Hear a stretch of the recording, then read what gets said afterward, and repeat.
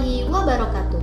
Tabipun, saya Dr. Denti Nugraheni, peserta pelatihan dasar CPNS 2019, golongan 3, angkatan 1 dari Kabupaten Tulang Bawang Barat.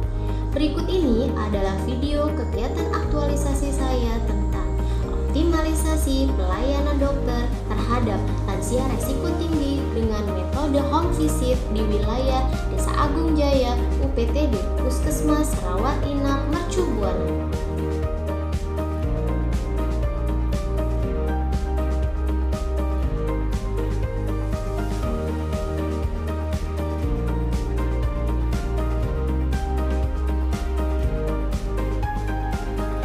Kegiatan aktualisasi saya terdiri dari 7 kegiatan. Kegiatan yang pertama adalah saya melakukan konsultasi dengan mentor untuk meminta izin, arahan, dan juga masukan terkait kegiatan aktualisasi. Nilai dasar profesi ASN yang ditekankan dalam kegiatan ini adalah etika publik, yaitu sopan dan santun dalam melakukan konsultasi dengan mentor. Kegiatan yang kedua, saya melakukan pendataan lansia yang tidak datang ke posyandu dan lansia resiko tinggi. Saya melakukan koordinasi dengan pengelola program dan kader mengenai lansia resiko tinggi yang berjumlah 28 orang. Saya melakukan pencatatan alamat dan nomor HP lansia resiko tinggi yang dikunjungi. Saya membuat grup WhatsApp dengan pengelola program dan juga kader untuk memudahkan koordinasi dan komunikasi terkait kegiatan.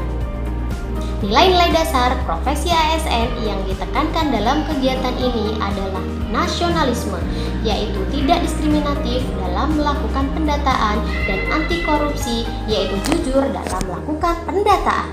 Kegiatan yang ketiga, saya membuat SOP atau standar operasional prosedur home visit dan screening sebagai acuan penerapan langkah-langkah dalam kegiatan home visit dan screening. Saya menyiapkan sarana dan prasarana yang dibutuhkan seperti laptop ataupun komputer dan printer. Saya juga menyiapkan referensi seperti Peraturan Menteri Kesehatan Nomor 4 Tahun 2019 dan Peraturan Menteri Kesehatan Nomor 67 Tahun 2015. Nilai-nilai dasar profesi ASN yang ditekankan dalam kegiatan ini adalah komitmen mutu, yaitu bermutu dan efektif dalam membuat SOP berdasarkan Peraturan Menteri Kesehatan Nomor 67 Tahun 2015 dan Peraturan Menteri Kesehatan Nomor 4 Tahun 2019.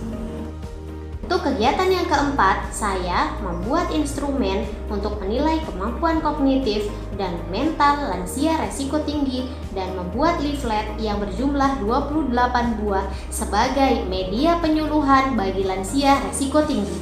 Saya menyiapkan sarana dan prasarana yang dibutuhkan seperti laptop dan printer. Saya juga menyiapkan referensi untuk membuat leaflet dan instrumen, yaitu Peraturan Menteri Kesehatan Nomor 67 Tahun 2015 dan Panduan Pelayanan Kesehatan Lansia.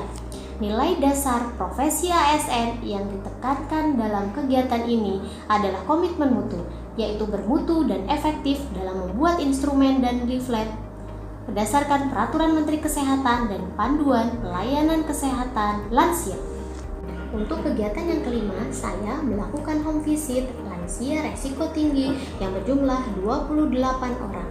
Saya menghubungi lansia atau keluarga lansia agar lansia atau keluarga lansia mengetahui kegiatan home visit dan tidak terjadi kesalahpahaman.